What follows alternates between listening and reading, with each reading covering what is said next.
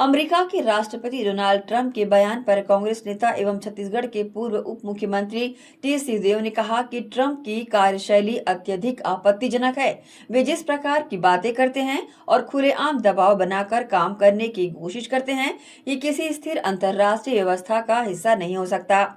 वहीं करूर भगदड़ मामले में टीवी के प्रमुख विजय से सीबीआई की पूछताछ पर पूर्व डिप्टी सीएम टी.एस. सिंहदेव ने कहा कि ये समय का मामला है, चुनाव से ठीक पहले ये सब क्यों हो रहा है। लोगों को अब ये बात समझ आने लगी है।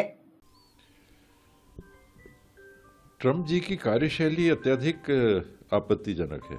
वो जिस प्रकार की बातें करते हैं और जिस प्रकार का खुलेआम दबाव बना के काम करने की कोशिश करते हैं, ये किसी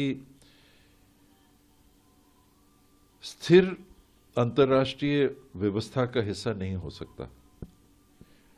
और वो बोल रहे हैं तो सुनना पड़ता है।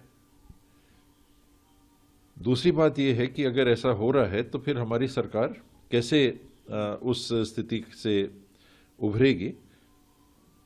हम ये उम्मीद करेंगे कि उन विकल्पों को उनने तलाश लिया होगा कि मान लीजिए ईरान से अगर आप सौदा करने की स्थिति में नहीं रहते हैं तो क्या, और करते रहते हैं तो क्या। 25% टैरिफ ट्रंप जी ने और अगर लगा दिया तो ये 50 के ऊपर 25 है क्या। अगर वो है तो फिर हमारी सरकार किस तरह से देश के हितों की रक्षा करे। ये टाइमिंग का सवाल है कि ये सब अब क्यों होता है। ठीक चुनाव के पहले बंगाल में ऐसा क्यों हो रहा है, यहाँ पर ऐसा क्यों हो रहा है, अन्य स्थानों पर ऐसा क्यों हो रहा है। स्वाभाविक है कि फिर प्रश्न यही उठते हैं और कोई भी सोचने समझने वाला आदमी यही कहेगा कि ये चुनाव में कोई लाभ लेने के लिए दबाव बना के या परिस्थिति बना के वो पहल चल रही है।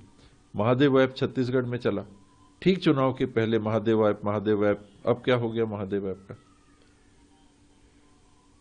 2 साल से ज्यादा निकल गए, महादेव ऐप की तो बात ही नहीं हो रही है। छत्तीसगढ़ में अगर कार्रवाइयां हो रही हैं तो अन्य इश्यूज पे कार्रवाइयां हो रही हैं, उसमें भी लोगों को जेल हो रही है, बेल हो रही है।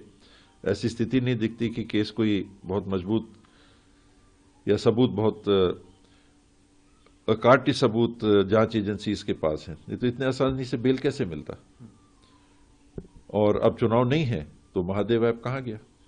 ठीक वहां पर तमिलनाडु में, पश्चिम बंगाल में चुनाव है तो 5 साल पहले 2020 में जो पश्चिम बंगाल में कोयले को लेकर बात उठी थी, उसकी जांच अब ठीक चुनाव के पहले।